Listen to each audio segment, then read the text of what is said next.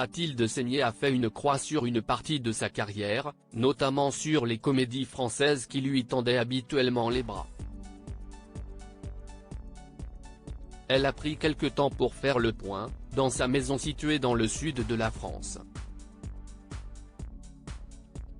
Elle est de retour sur le devant de la scène. Mathilde Seigner s'était faite discrète ces derniers mois. On ne l'avait plus tant vue, au cinéma, depuis le film Cœur de rocker d'Ida Téché et Luc Bricot. Et pour cause, la comédienne avait besoin de prendre du recul à la suite de plusieurs coups durs. Aujourd'hui requinquée, elle s'éclate au théâtre. L'actrice donne la réplique à sa sœur, Emmanuelle Seigner, dans l'excellente pièce Bungalow 21 d'Éric Emmanuel Schmitt. L'une incarne Simone Signoret, l'autre Marilyn Monroe. Et si est-il la première fois, à vrai dire, qu'elles sont partenaires de scène. Mathilde Seigner évoque ses nouvelles aventures au théâtre de la Madeleine en parlant d'un pari fou. Et si est-il une belle occasion, pour elle, de sortir la tête de l'eau.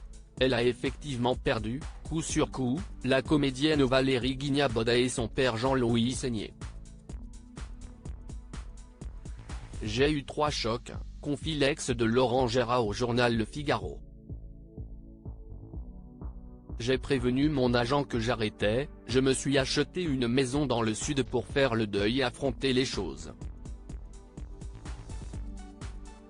Me revoilà heureuse de jouer cette pièce avec ma sœur. Si est-il moi qui ai pensé à elle pour le rôle.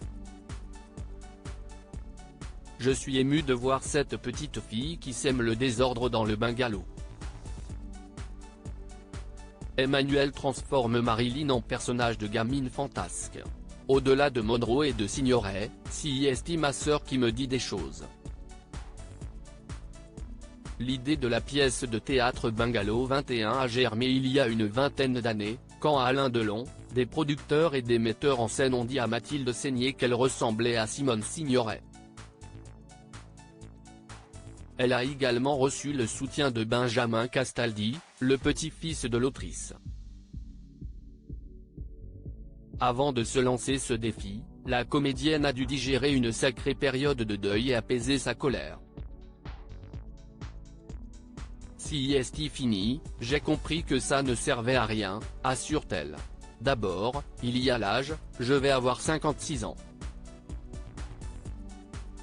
Pendant 2 ans, j'ai énormément réfléchi, je me suis reposé et oublié le cirque qu'ouest ce milieu avec ses malveillances et ses hypocrisies. Je ne souhaite plus travailler en permanence, général bol des comédies, je veux davantage exploiter le registre dramatique. L'occasion rêvée est désormais devant elle.